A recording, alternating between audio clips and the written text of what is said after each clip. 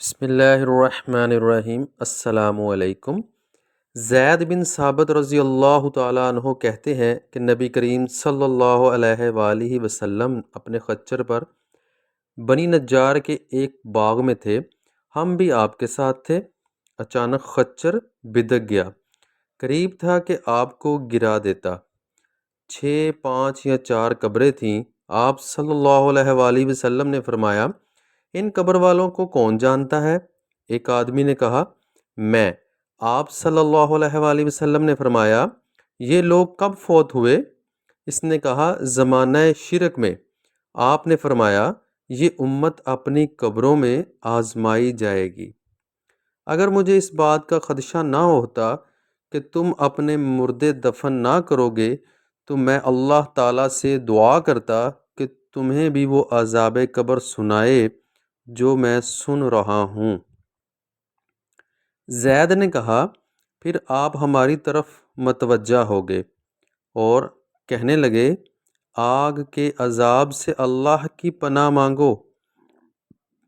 صحابہ کہنے لگے، ہم آگ کے عذاب سے اللہ کی پناہ میں آتے ہیں۔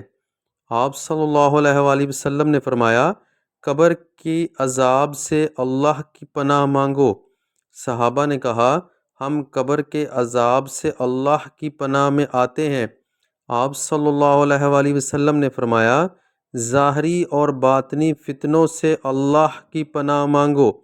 صحابہ نے کہا، ہم ظاہری اور باطنی فتنوں سے اللہ کی پناہ میں آتے ہیں۔ آپ صلی اللہ علیہ وآلہ وسلم نے فرمایا، دجال کے فتنے سے اللہ کی پناہ مانگو۔ صحابہ نے کہا، ہم دجال کے فتنے سے اللہ کی پناہ میں آتے ہیں۔ حضرت ابو سعید خدری رضی اللہ تعالیٰ عنہ کہتے ہیں کہ میں نبی کریم صلی اللہ علیہ وآلہ وسلم کے پاس آیا۔ آپ صلی اللہ علیہ وآلہ وسلم بخار میں تپ رہے تھے۔